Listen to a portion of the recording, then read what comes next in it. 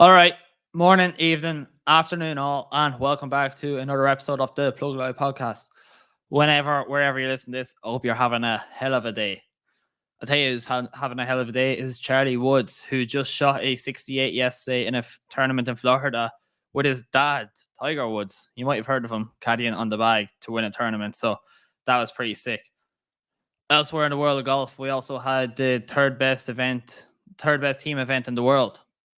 So obviously number 3 is the President's Cup, number 2 is the Ryder Cup, and number 1 is every single week on Live Tournament, on the Live Tour.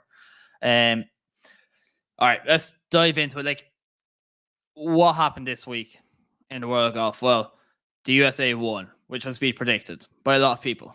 It didn't take a genius or an Einstein to work that one out, but it did happen, and it does happen. And this isn't new. We mentioned this in the podcast last week. Last week, we said that 10 out of the top 12 players in the world over the last 6 months were on the US team, except for Sung Jae and Taylor Pendred. Driving distance out of the 12 longest players off the tee over the past 12 months, 9 of them were wearing red, white, and blue. Trevor Immelman even acknowledged this. He said, I think it's quite clear we're the underdogs. We generally have been in this competition over the years, so it's a type that we're used to. I said that they were the underdogs. It would have taken a miracle for it to happen. The only way, in my opinion, that it could have happened was if they played Kevin Kisner in all, whatever it was, 30 matches, which wasn't possible, of course. Well done you if you got that joke. Aside from that, like the UST or the International President's Cup team hadn't won an international or foursomes match since 2005. That didn't finish this week, that record. So things didn't look good on paper, and they didn't play out great. But listen, it could have been a lot worse. Like on Saturday evening, the international team went in 11-7 day and 4 points. We felt like there was going to be another fucking miracle in Medina, but it could have been 13-5. They won their last 2 matches on Saturday evening, just to instill a little bit of belief, a little bit of hope into the team that they could have go and do this. So they did fight back, and it did get exciting for a while. Let's give it. So let's talk about where it kind of went right, where it went wrong. First of all, let me mention this. The course, I wasn't a big fan of going to Quail Hollow, especially what we experienced at Royal Melbourne. It felt like we were getting a demotion in work. You were after being made CEO, and now you're going in as an intern. It felt like that, comparing Quail Hollow to Royal Melbourne. It didn't really work out as bad as I thought it would. I thought the course was set up very, very well. The no laying up guys were discussing that they felt like the greens were too firm. I didn't mind them that firm. I thought it was actually fun to watch it because it allowed for certain runoff areas around certain greens that players, if they were playing tired golf or watering down the greens, perhaps they wouldn't have been, those runoff areas wouldn't have been utilized at all. Where did it go right or wrong for the international team or the US team? The early matches in this President's Cup were so tight. So Daniel Rappaport was writing about this with Barstool Sports earlier, that 8 out of the first 10 matches reached a 17 hole. That's sick. And it just felt like the US team got the rub of the green at times. They just performed a little bit better coming down the stretch. But it was just that tight. And like after Thursday, the US went in 4-1 up. After Friday, the US went in 8-2 up. 8 out of those first and then Saturday morning, it was a 2-all. 8 of those first 10 matches reached a 17 green. It was tight coming down there. Unfortunately, it didn't work out in the favor of Trevor Immelman's team. Davis Love III must be delighted with some of his players. If I was him, if I was reflecting on his performance, I don't know if I'd be delighted with my performance. That's me personally speaking. But listen, who am I to judge? Okay, my job on this podcast is to judge, so I will judge. He will be delighted, though, with some of his players. Like Jordan Spieth had an excellent week. A grade, 5-0-0, undefeated. Won his singles match on Sunday. First time ever winning a singles match from 8 tries in one of these team events. And like he bet Cameron Davis, who actually won the first 2 holes with pars. Like Jordan Spieth just obviously made it. I didn't see Sunday that much, but he obviously made a bogey or a double bogey. Jordan Spieth is class. Listen, that it doesn't take a genius to work that out either. But like on Thursday evening, like he was playing with JT Duff's one on a par 3 short of the green. Jordan gets up and down, short game wizard. There was another hook that JT hit off one of the tees into the trees, and Jordan Spieth hits this out the point straw, this little low draw onto the green. It was sick. Jordan Spieth is so good in these team events. It feels like he's unbeatable. I know he's lost 7 singles matches, but when you're watching him, you're like, this chap has so much grit and determination to dig deep. Fucking love Jordan. I love him. There, I said it. His partner in crime was a 5'10" bulldog, the Mr. Justin Thomas. What a dog. He's given out on Sunday about not being given that 3-foot putt. He lost to Siwoo Kim. He digs deep. The US team was expected to win this. This is no surprise. Justin Thomas is still screaming down putts, roaring. He's making 15 footers. He's screaming at players. He's slapping fucking Jordan on the arse. He's running around going nuts. JT is like a dog in these team events. I think Jordan has the ability just to dig deep. Justin Thomas is like in your face. He's like that tight little nippy cornerback that annoying the corner forward for the whole game, holding on to his jersey. It just feels like JT is that guy. He went 4-1-0. If we're talking about, I don't know if I describe Max Homa as a bulldog, but what an announcement onto the President's Cup stage for your first ever President's Cup. He went 4-0-0, undefeated over the course of the week, coming off that Fortinet Championship win. That putt he made on Friday evening was absolutely clutch. He is a team player. I think he will be unreal in Rome.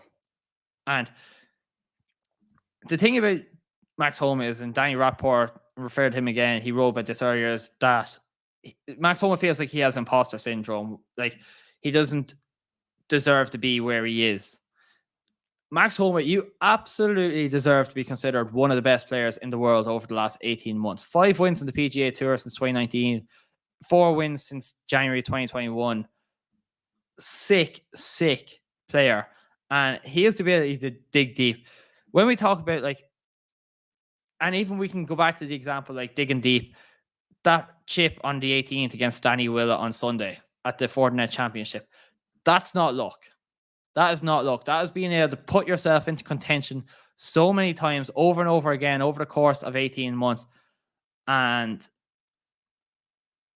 make that shot happen under pressure. Sure, but if you put some of these other players like Sebastian Munoz or Christian Bezuidenhout, no disrespect to them, they haven't been in the position to win a PGA tournament really before many times. From being in that position so much, you get the opportunity to make these clutch moments, understand how your body's reacting. Max Homa, I think, is just an incredible player. Imposter syndrome, he is top notch. I'll tell you who's supposed to be a top-notch player and wasn't a top-notch player this week was the number 1 player in the world, which is so weird. Scotty Scheffler. He shanked the ball. He only got half a point this week with the Kisner. You got to be expecting more out of Scotty Scheffler this week if you're Davis Love III. And if the US team lost, I fear for the worst for Scotty, that he would have been looking back in this week thinking, why didn't I perform that well? But that is the love of match play. That's 18 holes. Anything can happen. Speaking of players who didn't perform well, and I did just mention, it's the Kismaster, the Kevin Kisner lad. If he comes to Rome, I will leap out of my chair with excitement that the European team have a good chance. I mentioned it last week that the only chance that the international team could have won this week was if Kevin Kisner got to play all 30 matches. Unfortunately, it didn't work out like that because it can't work out like that. But I thought that was the only way the international team could win. He got a half a point. Let me just give you this from DG at DGBetting_ on Twitter, who tweeted out, I think it was on Friday even, from outside 100 yards so far this week, Kevin Kisner has hit 6 of 19 greens with a closest approach of 28 feet. That's atrocious. And people talk about him because he's this match play player that I'm out on Kevin Kisner. I don't think he should be near the US team if I'm a US captain. I'm delighted if he comes as a European player.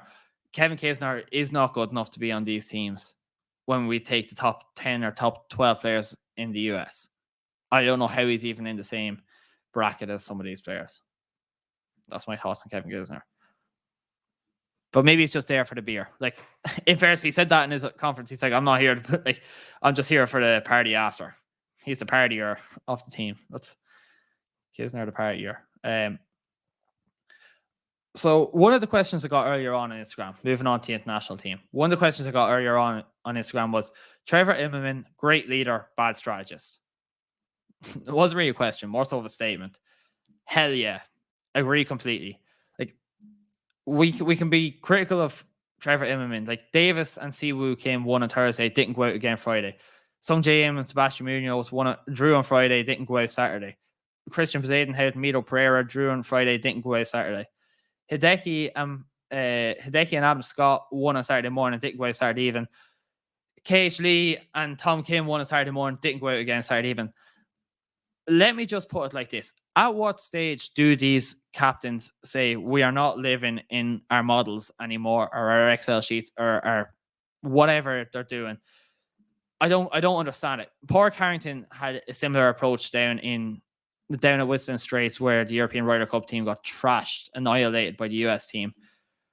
I don't see the benefit of this. Padraig Harrington did it. He sent out Wiesberger, Fitzpatrick, and Casey, and they all had 0 points. And then he sat out Sergio on Friday afternoon, when Sergio had won that match on Saturday morning with John Rahm.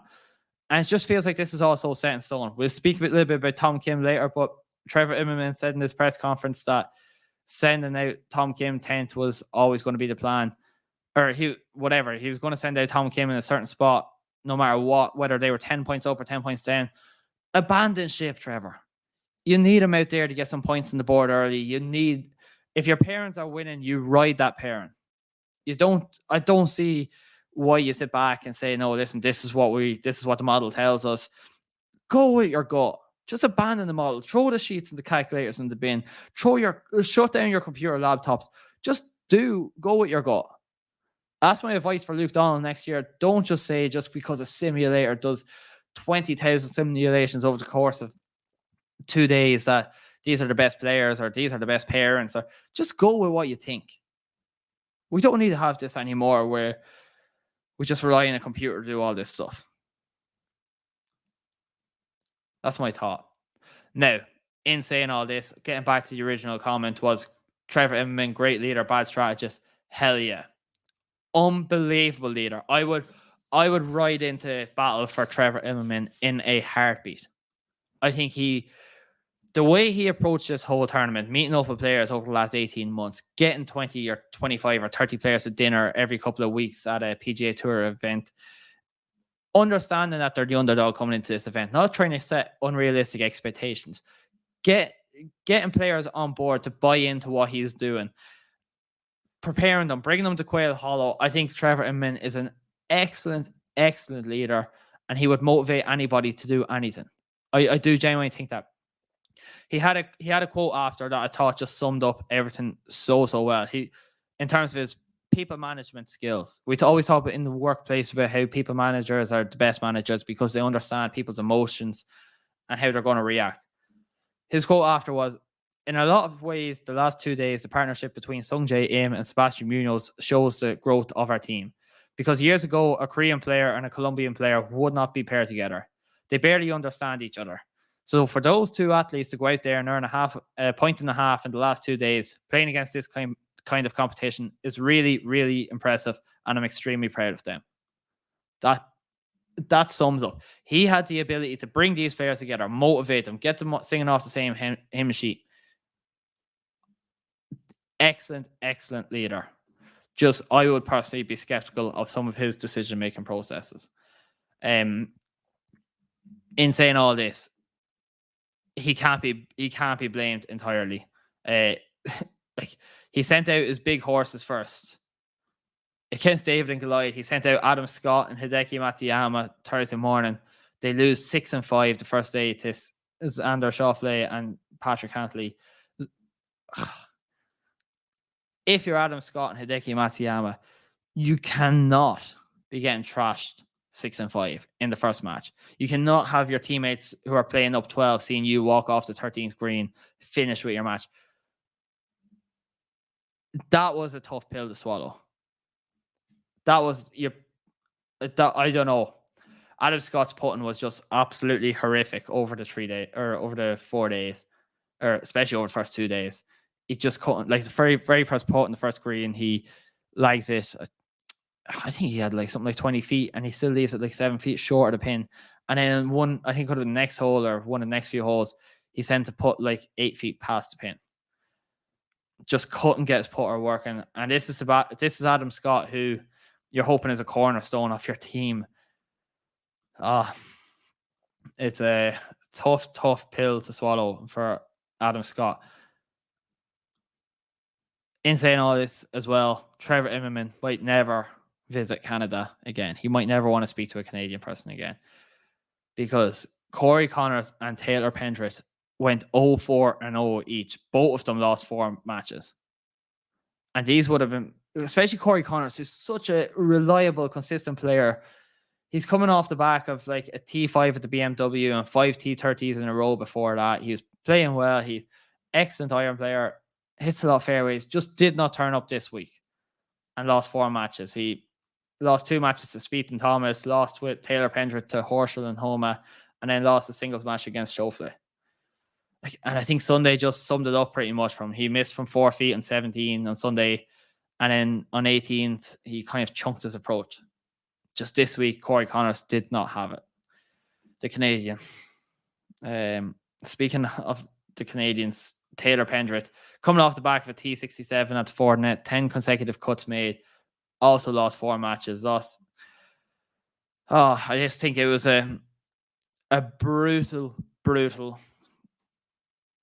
one to swallow from the Canadian duo, if you're Trevor Immelman. If we want to think about who was potentially good for the international team, Siwoo Kim, A+. He won 3 points from a possible 4. This kid's only 20 years old. He can't even have a beer in America yet. And he had JT rattled on Sunday by making him hit that putt. He won 3 out of 4 points. Dog. Absolute dog. And I thought he was excellent this week. Sungjae Im was a little bit disappointing. He tied his match with Sam Burns and Scotty Scheffler. Let's just have on Friday, like Sebastian Munoz and Sungjae had a best ball 63. Sam Burns and Scotty Scheffler had a best ball 62. Sick. But he only won 2.5 points from a possible 5. I think he'd be a little bit disappointed with how he played as well this week. I don't think he wasn't the worst, but he wasn't the best. Who was the best then? Well, not in terms of points, but in terms of the best display. Tom Kim, raise your hand up. You've won the heart of the people around the world. President of Earth. He's ripping his pants open. He's ripping his opponents apart. He's hitting, like a Saturday afternoon, hit 2 irons, 10 feet and 18, made the putt, went ballistic. So enjoyable watching him play this week. He is just one of these. He's a remarkable player, and the emotion that he showed, trying to rally troops. The thing is, he lost his first 2 matches. He lost on Thursday. He lost on Friday. He goes out Saturday and wins his 2 matches. He's given it fist bumps. He's given everything. At this stage, the international team are like 8-4 down, and he's 8-2 down, 8-4. That's all wrong, isn't it? Sorry, whatever they're down on Saturday. I'll do the maths later. They're 8-2 down. Sorry. He's going crazy. He's hyping up the troops. He's playing with KG. That's what you need. And he goes out and he loses a singles match to Max Homa on Sunday afternoon. What in the name of God are we doing putting Tom Kim out 10th? You're looking for a man to get out there early, put some black on the board, inspire the troops. You put Tom Kim in number 2, number 3, let him go, potentially win his point. And not only that, then he starts coming back around to all the other players and he starts rallying up them troops as well, giving them slaps on the arses or whatever, lighting fire under their arses. I don't know what he's doing. He's getting them going though, and that's what they needed on Sunday. And I put him out 10th. I thought was one of the most, such a questionable decision. And to me personally, it made no sense. But that's just me personally. And I'm not captain of the international team. And I'm sure there was some stupid data spreadsheet or data model that told him to do that. What else do we have to touch on here? So kind of getting on to a little bit of theory and hypotheticals then. One of the questions I got during the week was Europeans versus international team, who wins? I think it's the European team. I just think they have a few better players, a little bit more depth. In saying this, if Cameron Smith and Mark Leishman and Abraham Answer were still there, I'd say international team all day. I would have thought that they always would have won that. That would have been my thoughts. But I just think at this moment in time, I think the European team would have too much firepower for this international team. Just my thoughts. And speaking of the European Ryder Cup team, we've got only 12 months to the Ryder Cup at Marco Simone, where the European Ryder Cup team will attempt to overcome the international or the US team. Luke Donald must be a little bit more excited over the past few weeks than what he was maybe a month ago or a few months ago when he got this job from Henrik Stenson. Guido Migliozzi won this week at the French Open at Le Golf National. He must be just a little bit more excited. He's Guido Migliozzi after winning. Shane Lowry's won. Rob McIntyre. They've all won on the European Tour over the last few weeks. Just a little bit more hope from there. And listen, I understand what we're coming up against in this US team.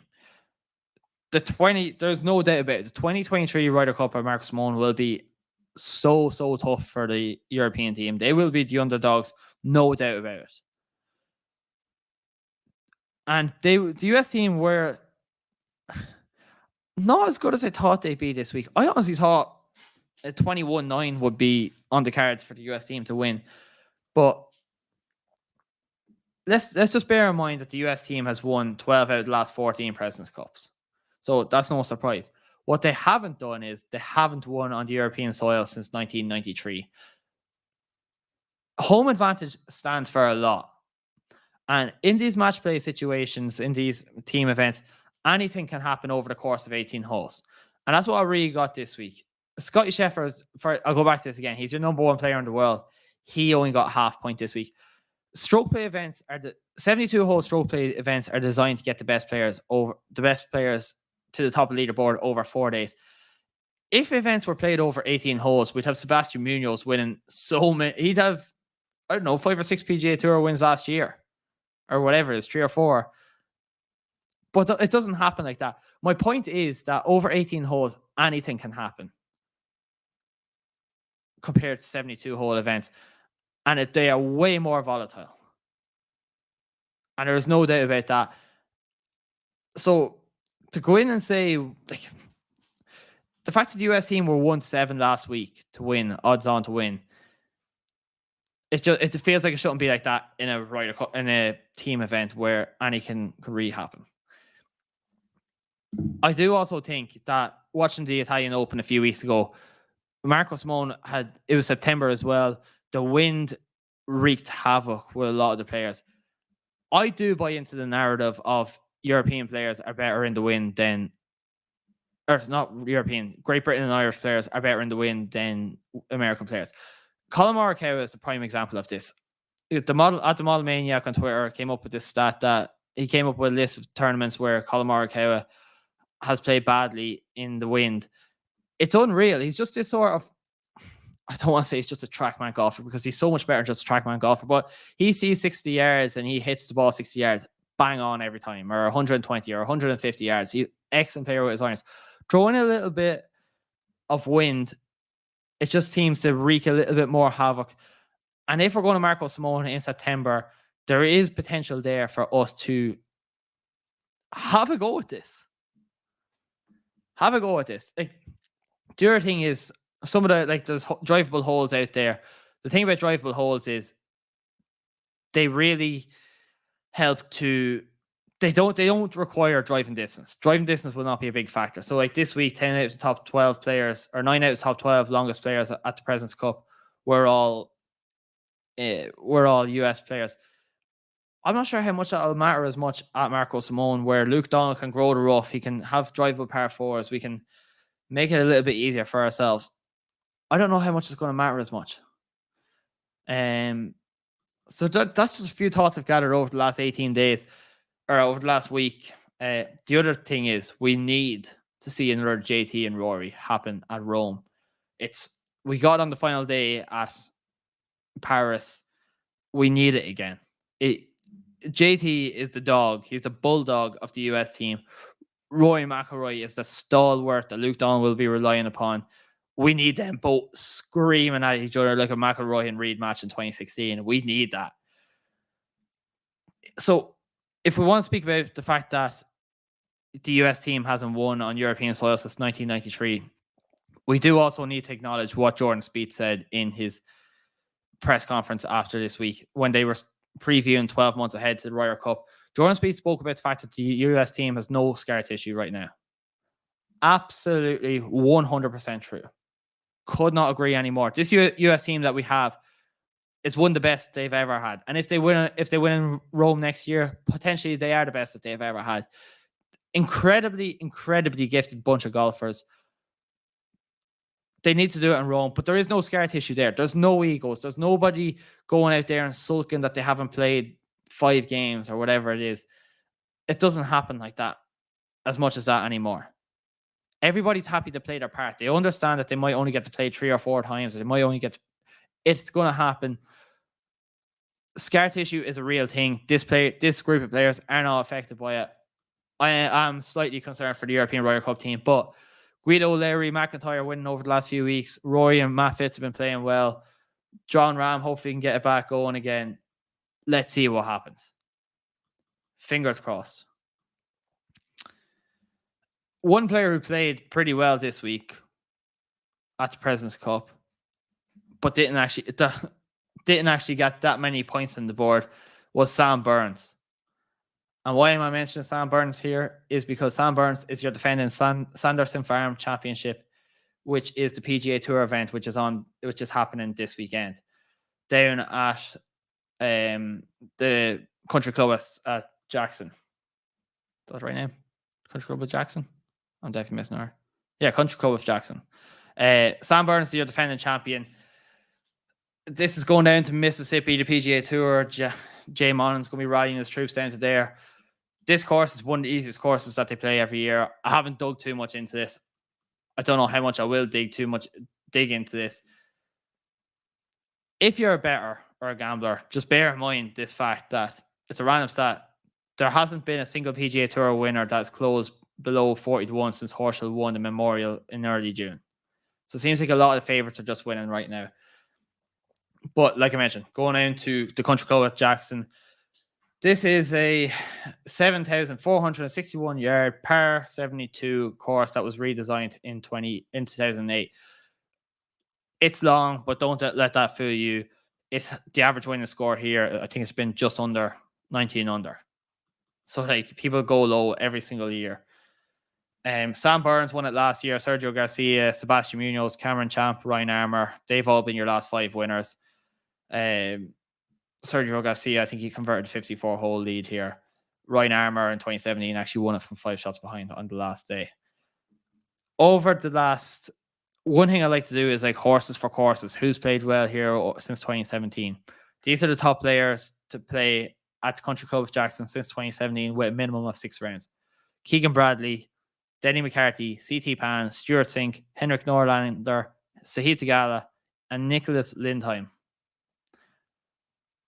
That's that.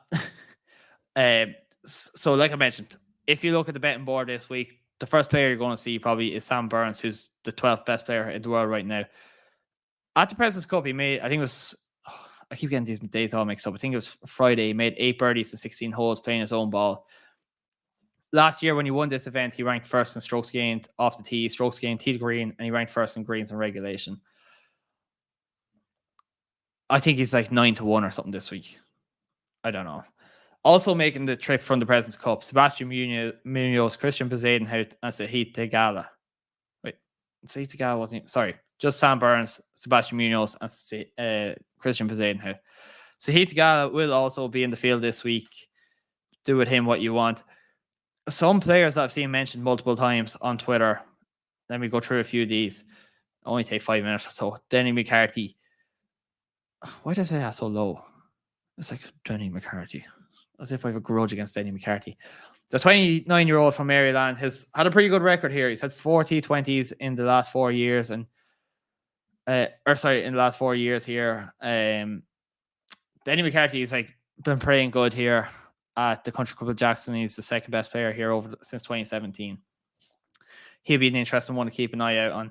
Taylor Montgomery coming off the Corn Ferry Tour. He's only 27 years old. Finished third at Silverado 2 weeks ago. And he's into the top 100 of the world for the first time ever. Keep an eye on him. Scott Stallings, he's won 3 times in the PGA Tour. He's 37 years old. And yeah, he's 58th in the world. And he's posted 5 top 10s over the last 4 months. Playing a little bit better. And he finished runner-up at the second of the FedEx Cup playoffs, the BMW Championship in August. He's been playing pretty well over the past few months. Keep an eye on him. Harris English is a number that a lot of people have been interested in. I think he's around 55 or 60-1. He has had back issues and injury, and he finished 9th at the Fortinet Championship, 6th here in 2020. He's an interesting one at 55-1 that some people might be interested in. I can't do it if I know he's injured, even though he's coming off a 9th at the Fortinet. Can't do it. Taylor Moore, not a big fan of this, but it's just looking through the numbers.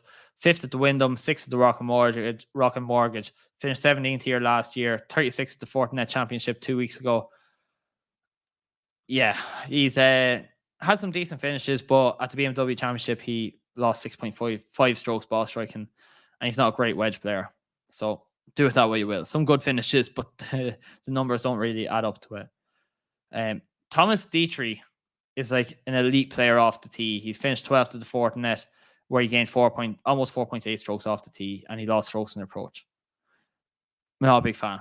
I don't really know who I'm excited about this week. Adam Svensson might be one. He gained 4 strokes ball striking at the Fortinet Championship, where he finished T12. He's top 40 from 100 to 125 yards, and he's 40th in driving accuracy. Keep an eye on him. He is one that I actually like. In terms of other players I've seen mentioned on Twitter this week, Seamus Power, Alex Smalley, Davis Riley, Michael Thompson, Nick Hardy. Seamus Power getting a lot of love from what I can see, which gives me hope as a true patriotic Irishman. And what else? I think that's pretty much it. God, this must be like the quickest episode we've ever done. Sweet. Like I mentioned, it's a hell of a week. These team events are always the best. The International President's Cup, the Ryder Cup, they're so fun to watch. And like I mentioned, 18 holes, volatility, anything can happen. This US team should have won 25-5 on paper. And it just shows how much can happen over the course of 18 holes. Don't want to harp on about it anymore. What I do want to harp on about is saying thank you for listening again this week. Whether you're in your car, whether you're having a beer, whether you're having a coffee, if you're watching this on YouTube or listening to it on Spotify, hope you enjoyed. Any thoughts, questions, always feel free. Hit me up on Twitter, on Instagram, on TikTok, at The Plug Lie. YouTube, Mark Fox. I think if you search for The Plug Lie, it comes up there as well. Check it out every single Tuesday morning, 6 a.m. New podcast release. Keep it real, and I will chat to you again next week. Chat soon, guys. Bye-bye.